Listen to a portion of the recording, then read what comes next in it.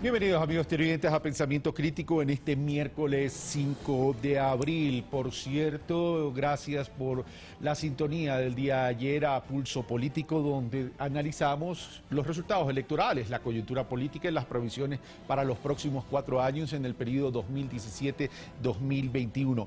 Bueno, ya estamos en Pensamiento Crítico y en los estudios de la ciudad de Guayaquil se encuentra el abogado guayaquileño Juan Ceballos, analista político. Juan Ceballos, muy buenos días, gracias por aceptar nuestra invitación. Gracias, Carlos, por su invitación a esta tribuna democrática, un placer. Bueno, Juan Ceballos, analicemos primero los resultados electorales y lo que se está dando en este momento, lo que estamos viviendo en este momento, porque durante toda la campaña, es más, y antes de las campañas, se construyó un imaginario y se lo posicionó, fraude electoral. Lo cierto es que en la primera vuelta se cantó el tema de fraude, porque decía se va a ganar tan solo una vuelta, no sucedió.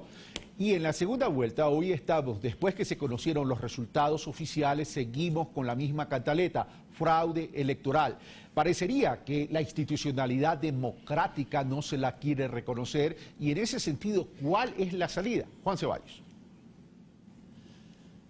Mire, Carlos, en la actual campaña electoral se repitieron muchos de los vicios que son características en estos eventos dentro del país. Sin embargo, existen condiciones muy propias, muy particulares en esta campaña, que seguramente han ayudado para que exista el clima actual. En primer lugar, la propia campaña, más allá de orientarse hacia buscar los méritos que tienen los candidatos, el principal objetivo fue descalificar al rival.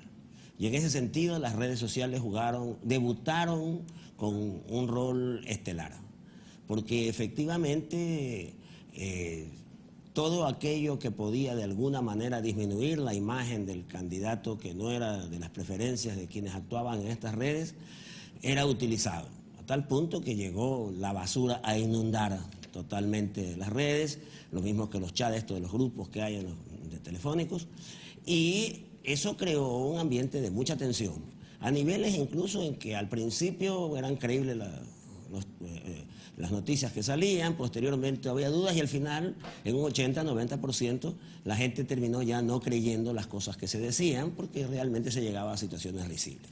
Eso como un antecedente dentro de la misma campaña electoral. Posteriormente, ya el mismo día del proceso electoral, efectivamente no se dieron los hechos que en ocasiones anteriores de violencia que se dieron, sin embargo apareció un actor con un rol distinto y son estas famosas encuestadoras, que alimentaron y hacían pensar a los seguidores, cada uno quería creer lo que la empresa que estaba en un momento determinado contratada por el candidato de las preferencias, hacía pues pensar de que los resultados que se daban en estas encuestadoras eran en definitiva los números reales. Tanto es así que al final del día y el día lunes, hubo algún dueño de estas empresas que dijo que los resultados no podían ser los que eran, simple y llanamente porque él no se equivocaba y los números que él daba eran los correctos. Ya eso ya es una apología del manejo que se estaba haciendo. Y obviamente el tercer elemento es ya después de la campaña, después del día electoral, con todas las incertidumbres que aparentemente se presentaron, definitivamente el tema de calentar las calles. Como usted bien dice, en la primera vuelta, ante algunas dubitaciones y contradicciones del Tribunal Electoral, se creó un ambiente de incertidumbre, la gente salió a las calles y terminó convenciéndose que la forma de lograr los resultados y los objetivos era justamente con lo que se ha llamado el calentamiento de las calles, es decir, la protesta callejera. Pienso yo que eso es un error, pero en este momento en que no se razona, sino que solamente se actúa emotivamente, se está convencido de aquello y es un poco el resultado de lo que tenemos hasta ahora, ¿no? Ahora, pero se trata de posicionar nacional e internacionalmente el tema de fraude electoral. Hay un resultado ya oficial dado por el Consejo Nacional Electoral. El Código de la Democracia establece ciertos procedimientos para que en caso de que haya impugnaciones y apelaciones, y esto lo recordó muy bien el abogado Jaime Nebot Sadi el día de ayer, alcalde de Guayaquil, en términos de que si hay alguna reclamación hay que cumplir con esos procedimientos al amparo del Código de la Democracia y se abre el debido proceso. El problema es que cuando el discurso político se posiciona más alto que la legitimidad sustentada en la legalidad del Código de la Democracia, entonces se crean confusiones. cómo debería entonces actuar el actor político con su organización que quiera reclamar. A ver, Carlos, efectivamente, en el tema concreto de las posibilidades de fraude, que es cuando alguno de los candidatos considera que el conteo que se ha hecho, el escrutinio que se ha hecho en el organismo electoral, no se está actuando honestamente o se está perjudicando su candidatura, la misma legislación trae los mecanismos a través pues, de las impugnaciones y las apelaciones en los distintos organismos.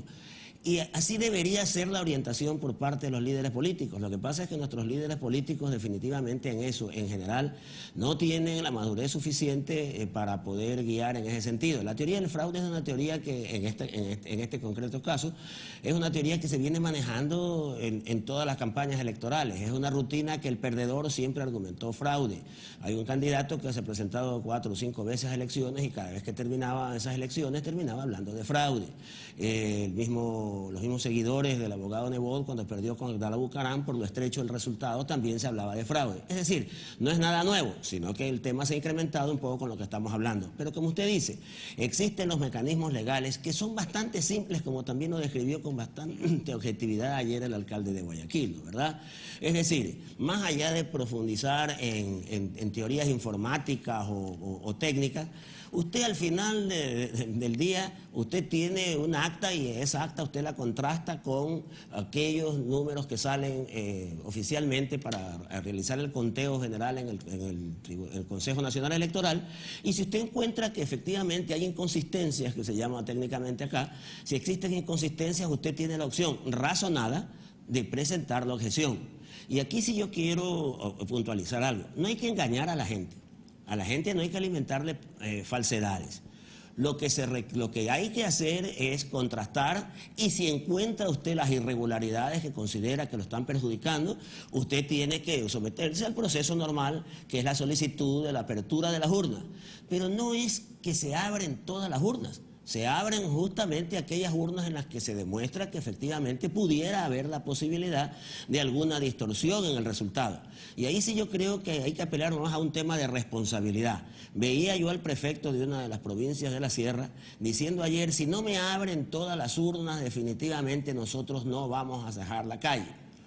Eso digo que es irresponsable porque primero se sabe, la ciudadanía no tiene por qué saber los detalles de qué es lo legal y qué es lo que se puede hacer o no, pero sus líderes sí lo saben y saben perfectamente que esa posibilidad planteada por este político es irrealizable, justamente de muchísimos años atrás. También es una rutina que los pierden la elección, que quienes pierden la elección siempre dicen abran todas las urnas y hace muchos años nuestra legislación abandonó esa posibilidad por lo caotizante que sería el hacerlo. Por lo tanto, el decir que no se acepta ningún resultado que no sea si se abren las urnas, definitivamente llama a la inestabilidad y yo considero que es un acto de absoluta irresponsabilidad. Responsabilidad que ha sido plagada muchísima de la actual campaña electoral, ¿no verdad? Entonces, si contrasta usted el acta que tiene, que además dicen quienes se sienten perjudicados en este proceso que las tienen, vamos a ver, hoy día se inaugura el periodo de impugnación, ya que ayer hubo una declaratoria de los resultados electorales, ya hubo una presentación, una proclamación de resultados temporalmente hasta que no se absuelva definitivamente el hecho de cuáles son las impugnaciones y si estas proceden o no, lo cual irán dando un resultado numérico, determinará si se cambia o no al final el resultado que se está proclamando actualmente, ¿no? Juan Ceballos, usted mencionó algo que para mí es clave en esta cosa. Las objeciones deben ser razonadas, es decir, no es cuestión de enviar una comunicación, una impugnación diciendo ábrame tal urna, sino que esto tiene que venir acompañado con la objeción razonada en qué consistiría la inconsistencia del acta correspondiente para proceder a abrir la urna. Porque si no se hace eso, entonces, el Consejo Nacional Electoral o el Tribunal Contencioso Electoral tendría que desestimarlo o archivarlo y ahí se pudiese entonces construir o aprovechar la construcción de otro imaginario es no me quieren abrir las urnas.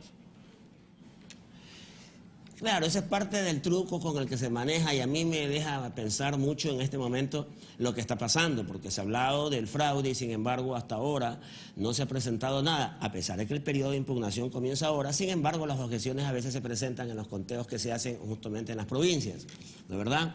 ¿Qué significa razonada? Veía que el candidato que objeta presentó, por decir algo, una papeleta el día mismo de la elección y al día siguiente, en la que aparentemente se había cambiado los resultados de uno u otro. Eso es una demostración de que si la papeleta que recibe el movimiento político tiene unos números y están cambiados esos números en el acta que aparece como parte del cómputo del Consejo Nacional Electoral, eso es absolutamente razonado para ser investigado. Como existen otro tipo de anomalías, a veces que no existe la tendencia, no se mantiene, que no hay las firmas correspondientes de responsabilidad, que son más bien de tipo secundario, pero efectivamente hay que hacerlo razonado. Si no se lo hace razonado, pues no hay objeto. Usted no puede decir, ábranme las 40.000 urnas, porque eso no es factible, no lo permite la ley, nadie lo va a hacer, y también depende, volvemos al tema de la responsabilidad, hasta dónde la dirigencia política tiene la responsabilidad plena para poder no tratar de buscar la solidaridad con la que es la que se busca cuando se hace estas denuncias de fraude y a veces la preparación de una posible siguiente campaña, sino hablarle con la verdad para que la gente sepa efectivamente cuáles son los parámetros en los cuales se puede acceder.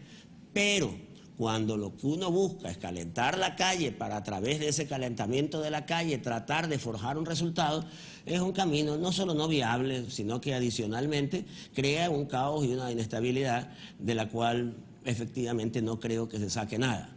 Usted ha mencionado algo en cuanto al tema de los organismos internacionales. Este es un proceso que obviamente tiene que ser avalado por el comportamiento y la transparencia con que se manejan las autoridades. Pero veía, por decirle algo, que el candidato que se siente perjudicado recurrió a los organismos, a los delegados de la OEA, que son muchísimos acá, y posteriormente hizo su exposición, no la conozco en definitiva, pero ya cuando el tema se fue al mitin callejero, el candidato decía de que los delegados de la OEA lo habían recibido muy bien, pero que al final de la hora igual están avalando el fraude. Yo creo que hay que tener mucha mesura en las cosas que se dicen, porque después también apareció el mismo candidato diciendo que iba a recurrir a esos organismos internacionales para que en un momento determinado diriman cuando ya antes lo está precalificando o descalificando a los mismos organismos a los cuales se recurre, que es un poco lo que se ha hecho también a nivel nacional, ¿no? ¿Verdad? Usted veía oyendo desde hace algún tiempo que se decía de que no se aceptarán ningún tipo de resultados que no le sea favorable, lo cual es obviamente tirado de los cabellos y propio de la euforia con que se manejan estos eventos durante un tiempo, ¿no? Ahora, pero el tema de los organismos internacionales y específicamente la OEA, lo que también ha dicho es que cualquier observación, reclamación, impugnación se lo debe hacer al amparo de la institucionalidad. Entonces la pregunta del millón es ¿cuál es la institucionalidad? Y la institucionalidad democrática electoral es aquella que está amparada en el Código de la Democracia. Entonces ahí hay un pronunciamiento bastante fuerte de la Organización de Estados Americanos, Juan Ceballos. Está diciendo lo que estamos conversando aquí. Está diciendo si efectivamente, a ver, primero dijo que no había irregularidades mayores. Ese fue el primer pronunciamiento de estos organismos. Y en segundo lugar dijo que efectivamente el amparo a la institucionalidad se resuelva. ¿Cuál es la resolución, como usted dice, el amparo a la institucionalidad? Respetando los organismos internos y los pronunciamientos que se hagan. Insisto, esto está comenzando, la primera parte se ha hecho la proclamación. Ahora, obviamente, vendrán los procesos de impugnación o de apelación, debe ser el caso, y es ahí donde se podrá dirimir si efectivamente los reclamos tienen razón o no. Pero si usted descalifica de entrada a estos organismos, definitivamente las intenciones no son precisamente llegar a la verdad, ¿no? ¿Verdad? Ahora, recordemos algo, que cuando se aplique el procedimiento establecido en el Código de la Democracia y se proceda a abrir las urnas correspondientes a las juntas receptoras del voto impugnadas, se lo hará en presencia de los delegados de las organizaciones políticas y se los hará en presencia de los observadores, como de las autoridades del organismo rector y posiblemente y eventualmente, y ojalá que así sea, también en presencia de los medios de comunicación por efectos de transparencia. Es decir, no estamos descubriendo la pólvora. Ahora, aquí hay un deadline, es decir, una fecha. Tiene que ser todo esto antes del 24 de mayo, porque la Constitución de la República estipula que el nuevo presidente se posesiona el 24 de mayo. Ahora, si esto se evacúa antes de esa fecha, ¿Cómo queda la gobernabilidad del país? Porque también se siente el calentamiento de las calles y se siente estos reclamos o estos discursos, no me importa la institucionalidad, aquí se hace, yo acepto si me conviene, pero no acepto si no me conviene, porque un exit poll me dio el triunfo. Entonces, ese es un problema serio de institucionalidad democrática que va más allá de los resultados electorales. Sí, yo le decía que todo este proceso había estado contaminado de alguna manera con los elementos que había notado, justamente porque estamos arribando que al final del proceso no sé hasta dónde sea tan seria la propuesta de que lo que se busca es la objetividad del resultado y no que el resultado me favorezca. Hay un tiempo, yo creo que los tiempos son absolutamente suficientes y hasta el 24 de mayo existen hay mecanismos, tiempos establecidos en el mismo código que definitivamente se vencen mucho antes del 24 de mayo. Pero ahí es donde viene ya la voluntad política de la gente en el sentido de saber hasta dónde efectivamente se puede dar un resultado que no sea necesariamente el que a mí me interesa. Porque si entramos en el lenguaje un poco de la violencia, lo único que se busca no es la objetividad, sino solamente mi verdad. Ahora, traducido eso ya para la realidad del próximo gobierno, hay una realidad que este es un país en la que existen, bueno, a la segunda vuelta no necesariamente existen solo dos posturas. Alguien acalcía con mucha precisión de que se suman muchas personas a las candidaturas que son más cercanas a su pensamiento o a sus intereses, lo cual no necesariamente habla de que haya únicas dos posturas dentro del país, ni un país dividido, ni mucho menos. Pero ya es una tarea del próximo gobierno y creo que en ese sentido tenemos un interlocutor válido que debe de entender de que definitivamente de lo que se trata es de gobernar para todos, así lo ha dicho en sus primeras expresiones el presidente electo, y esperamos que con los tiempos esto se dé. Porque a la larga yo creo que todos perdemos en el instante de que irrespetamos la institucionalidad. Perdemos todo simple y llanamente porque al crear un ambiente de absoluta ingobernabilidad no le hace bien a nadie, ni al país que está en una situación como la que todos la han descrito y ya en particular el beneficio o el interés personal.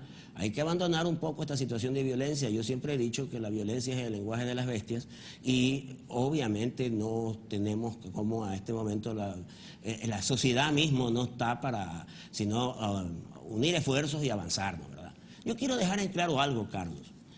Yo desde hace 40 años me mantengo y me ratifico en el criterio de que los pueblos tienen el derecho a protestar y a levantarse si se quieren burlar de ellos. Pero también hay que tener en claro que el abuso de ese poder puede hacer que en un momento determinado se prostituya su ejercicio y ante eso todos perdemos.